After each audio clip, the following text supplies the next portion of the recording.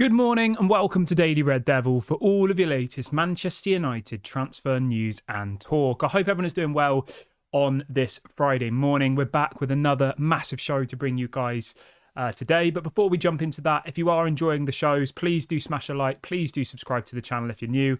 And let's get straight on into it. So on the show this morning, we're going to be talking about Manchester United's apparent summer pursuit for Vinny Jr. I mean, I don't know. We'll talk about it in a minute, but what can I even say?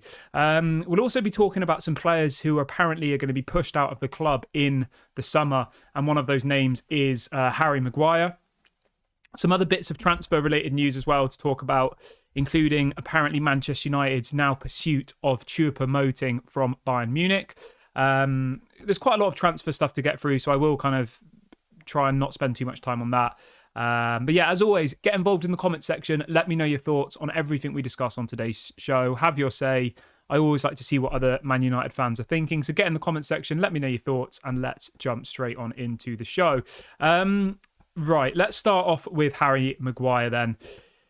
I will say from the off that Harry Maguire should definitely leave in the summer. And you know what? Him staying, I think, has actually been a blessing, because we should be able to easily get 30-40 million for Maguire in the summer. He's had a really, really good season, I think. I think he's been one of our best centre-backs. I think he's going into the Euros this summer, and he will be England's starting centre-back. And for that, I think that Harry Maguire should, get a relatively decent fee for him. He's 30 years old now, so he's still... I mean, I know I'm not saying he's going to, stay playing at the top for a long time, but, there's people like Thiago Silva who are still going at the age of what? How old's Thiago Silva? He's nearly 40 now, isn't he? Let's have a look. Yeah, Thiago Silva's 39. He'll be 40 in September. That's mad, isn't it? So in theory, Harry Maguire's probably got 3 to 5 years left at a Premier League club, I would say. So I think for maybe someone like a West Ham, someone more kind of in the second... I mean, West Ham are above us at the moment, but you know what I mean? Like a West Ham, maybe even like an Aston Villa, maybe an Everton, like all of those types of clubs, I think would suit Harry Maguire perfectly. And so I'll read out the headline this morning, and it says that Maguire's decision could make sense for summer spend. And apparently this report this morning says that Maguire was headed for the exit door in 2023, but the downfall of the West Ham move kept him at Old Trafford. And it goes on to say there is no better time than Maguire to leave in the summer when his stock is high, and a greater fee could be demanded. So it looks like Maguire will be going in the summer. Obviously, we know that United are looking at people like Jean-Claire Todibo, multiple other options, Jared Brathwaite from Everton. Is there a world where Everton say, I want Harry Maguire, and then we say we want Jared Brathwaite, and maybe we buy Jared Brathwaite and they buy Harry Maguire? Like, something like that is probably realistic. I think the only key thing to that deal is that obviously, if Everton get another points deduction, they could be really, really struggling to stay up in the Premier League. They're only 1 point off the relegation zone at the moment. So we'll have to wait and see what happens with that one. But yeah, for me, Harry Maguire 100% should leave the club this summer, without a shadow of a doubt. Let's see what people are saying in the chat this morning. Malp says, how many days are left in the transfer window? The transfer window closes on the last day of January. So let's have a quick look at my calendar. We have got about 12 days left of the transfer window. I think it closes on the 31st of January at midnight. So, yeah, we've still got enough time to do some deals, and we will talk about that in a minute. Let's talk a little bit about Vinicius Jr. then. Obviously, if you are watching live, you can get involved in the poll that we've set up. Would you like to see Vinicius Jr. at Manchester United? Get in the comment section as well and let me know your thoughts. Right, let's jump into where this story's come from and kind of break it down for you, because it caught me by surprise this morning. I know Manchester United are linked to every player under the sun. And the headline this morning, it's coming out from a couple of different outlets, is that apparently Vinicius Jr. to Manchester United is something that Ineos are looking at in the summer window. It says that a fee of around 130 million would be enough for Real Madrid to part ways with their talented forward. It says this would help them fund the approximate 150 million wage bill that Mbappe shall demand if he signs a 5-year deal in Spain. It says that United are thought to be one of the sides willing to match this fee if Real Madrid are to part ways with their man. I mean, Vinicius Jr. would be unbelievable. But let's think about this logically, right? Let's just all take a step back here. The most likely thing to happen, if you want to know my opinion, is this. Vinny goes to PSG and Mbappe goes to Real Madrid. Like, you could see that happening, couldn't you? Because at the end of the day, right, Kylian Mbappe leaving PSG is going to be a massive, massive issue for PSG. They're losing their star player. They're losing their main marketing asset. They're losing one of, if not the best players in world football. Are they really going to bring in someone like Rashford as a replacement? I don't think so. Like, Rashford is not anywhere near the level of Mbappe. We all know that, both on the pitch and off the pitch from a marketing perspective. Whereas Vinicius Jr., he still is not on the level of Mbappe, but I think he's at least enters that conversation, you know? They play in the same position. They're both incredibly talented players with massive followings on social media, which is, of course, important for clubs like PSG, you know? PSG is a brand. They do collaborations with, like, Jordan, Air Jordan and things, you know? They're more of a brand than a football team, PSG, in my opinion. And I think that Vinny going to PSG would make a lot of sense, I think. Now, to spin that on its head, is there a world where Mbappe goes to Real Madrid, PSG then need a new left winger. They come in for Marcus Rashford. Obviously, we know last summer they were really, really interested in signing Rashford. And then do we then go and sign Vinicius Jr.? I mean, it's all hearsay at the moment. And the thing with Vinicius Jr., if there was actually any possibility of him leaving, I would say that Man City, I mean, maybe even throw clubs like Liverpool into the mix, you know? Like, there'll be so many clubs who will be interested in signing Vinicius Jr. So yeah, I think it'll be a very, very difficult deal to do. Do I think Manchester United would be able to sign Vinicius Jr.? No, probably not, being completely honest. I think it's incredibly unlikely.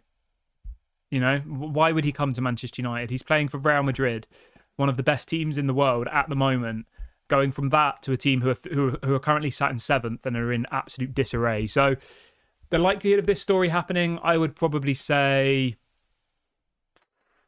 I don't even know, under 5%, I would say. Maybe even less than that. But let me know what you guys think. Would you even want to see Vinicius Jr. at United? Let me know. I mean, there's lots of people reporting the story this morning that apparently United are looking to put in a world record bid for Vinicius Jr. I just don't believe it, to be honest. I mean, we're at a point, right, where we can't even get Timo Werner on loan because we don't have the money to do it. How are we expecting that in 5 months' time, when the summer window opens, we're suddenly going to be able to throw 150 million euros plus at Vinicius Jr., as well as giving him, I mean, how much money is he paid a week at Real Madrid? Let's have a look. Vinicius Jr. is currently paid. He is paid, I mean, it's not a crazy amount, 480,000 euros a week. I mean, how does that compare to pounds? Let's have a quick look, shall we? So in pounds, it's about 400 grand a week. I mean, that's mad when you think about it, right? Vinicius Jr., one of the best left wingers in world football, is paid pretty much the same amount as what Marcus Rashford is paid. Like, that is absolutely mental. But yeah, so will this story happen? Probably not. Would I want him at Manchester United? Of course, I'd want Vinicius Jr. at Manchester United. I mean, I'd be an absolute fool to say I wouldn't. He's levels above Marcus Rashford, isn't he? Yeah. Welcome, MUFC Realist. Hope you're doing well, mate. Hope all is well. Hope you're doing good. Happy New Year to you and all the rest of it. Let's see what else people are saying. Pig Teat says, I don't think we could even raise that amount of money if we sold our whole team. Yeah, I agree with you, mate. So I would say this one is a throw in the trash type story, but literally there's 5 or 6 different outlets reporting it this morning. So yeah, I'm just going through the news as I always do on this show. I give you my opinion. The likelihood of this happening, I would say 5% to 0, probably closer to 0, maybe 1% chance, 2%. You can never say never in football, you know. Maybe Jim Ratcliffe comes in and wants to make a statement signing, and maybe that, you know, those are the types of players we look at. But for me personally, I just don't think Vinicius Jr. would even want to come to United. So let's move on from that swiftly. You can obviously get involved in the poll, and you can let me know in the comment section your thoughts on that story. Everybody who's just joined in the last couple of minutes, please smash a like on the video. Let's try and hit 200 likes on today's video. It doesn't cost any money takes you literally at 1 second. So hit the like button. It brings more people into the channel. So please go and do that now. And if you are new, make sure to subscribe. Right, let's crack on with the rest of the news this morning then. Obviously, we've talked about Maguire, we've talked about Vinicius Jr, and let's talk a little bit about some players that are set to leave in the January window. Now, there's a couple of people who still are most likely going to move between now and the end of the window, which is on the 31st of January, right? It looks like Dan Gore's going to go out on loan. Again, I think that's a correct decision. You know, he's not really going to get much first-team opportunities at the moment, so I'd send him out on loan. Yes, he's training with the first team at the moment. Yes, he's made some appearances off the bench, but I think these youngsters need to go out and really, really learn and play with other men, because let's be honest, right? A lot of these people to this point have been playing with, under 18s, people in their same age bracket. Send him off to the championship, playing against 30-year-old blokes who are probably a lot bigger than him, and see how he does there. And then you can kind of make a judgment on whether the players like Dan Gore, same with Pellistri, I think, I know he's 22, 23 now, but I desperately think Pellistri needs to go out and really, really get stuck into some football, because him just sitting on the bench training with the first team is pointless. It's absolutely pointless. It gets us nowhere. And the way that we nurture talent, Pellistri's value is probably just going down and down and down and down and down and down. The only way people's values really would go up is if they actually get game time. I know, arguably, say Pellistri went off on loan and did really badly, then I guess that would, damage his value. But yeah, it looks like Pellistri's going to go. The most likely outcome for him will be Granada in La Liga. Granada are literally at the bottom of La Liga at the moment. So I think he will play every single game for Granada. That will be the expectation. He's about to sign a new contract, apparently. We'll tie him down to a new contract, send him out on loan to La Liga. And I'll say this, right? If he doesn't manage to play every single game for Granada, who are bottom of La Liga, really struggling, then I think that kind of is the nail in the coffin for Pellistri for me, LA Galaxy are also really interested in signing him as well, but from what I'm hearing, the LA Galaxy deal would actually be a permanent deal. So it's LA Galaxy, PSV Eindhoven, and Granada. Apparently, he's agreed terms with Granada. He wants to move to Granada. He doesn't want to go to America, to the MLS. So I think this one is just a matter of when, not if. Let me know what you guys think, though. How do you think Pellistri is good enough to actually be a first team player going forward? Do you think he's good enough to start week in, week out? I'm not sure at the moment. I would probably say it's 50-50, but we'll wait and see what happens with Pellistri. Obviously, I hope that Pellistri goes off and does really well, comes back and and gets an opportunity in the first team. But I just think at the moment we're in such a mess that the likelihood is he'll probably go off on loan, and then we'll probably sell him in the summer, I reckon, personally. But that's just my opinion. Whether I want that to happen or not, I don't really know, to be honest. I don't really have much of an opinion on Pellistri overall, because I've not really seen much of him, he barely plays. What I have seen of him, I quite like. But it's difficult to base an opinion off 2 minutes at the end of a game, But yeah, obviously I wish him all the best. Pellistri is going out on loan as well as Dan Gore. So this window, if you look at it, right, Pellistri will have gone, Dan Gore will have gone, Hannibal will have gone, obviously Sancho's gone, Donny van de Beek's gone. I think there's a couple of others I've missed as well. There'll be about anywhere between 5 and 7 players who have effectively gone, which, yeah, I mean, it's pretty crazy. And when you actually break it down, we spoke about this on the show yesterday, that those 5 to 7 players alone, the amount of money we'll be saving in their wages, the Sanchos, the Donny van de Beeks, the Hannibals, the Pellistris, it was about 200 to 300 grand a week. So when we hear that Man United don't have the money to even sign anybody on loan, I think that's rubbish, to be honest, because you can easily work out that by getting rid of Donny, getting rid of Sancho, getting rid of Hannibal, Pellistri, all of these people were being paid by Manchester United on a weekly basis, because that's how football works, isn't it? They get paid a salary. And if you're removing all of those players and sending them out on loan, at the very bare minimum, the club they're going to will pay half of their wages. So I did a bit of a basic calculation yesterday where I looked at all of the different salaries each of those players were on, the Sanchos, the Donnys, the Hannibals. And I mean, you look at Sancho, he's on about 250k a week. Donny was on about 120k a week. Pellistri and Hannibal weren't on very much, around 10 each. But overall, it was about 400k a week in wages that we've saved by letting these players go. Now, you have to assume that we're probably still going to be paying some of the wages, at least for Donny van der Beek and for Jadon Sancho. I imagine, we'll be paying at least half of the wages, as I've said on the shows before. But even then, if you break that down, right, if their total weekly wage combined between all the players that have gone is about 400k a week, and we're then having to pay only 50% of that, you're left with about 200k a week to play around with for a loan signing. I mean, I don't really want Choupo-Moting, to be honest. I think, would I take him over nothing? Yes, probably. Do I think he'll make much of a difference at Manchester United? I don't think so. I think it would just be another kind of Weghorst type signing. But let's use Choupo-Moting as an example. He's on about 100k a week at Bayern Munich. So you could easily go and sign him based on the amount of money he'd want in wages and the amount of money we've removed in wages. Do I think Manchester United will do it?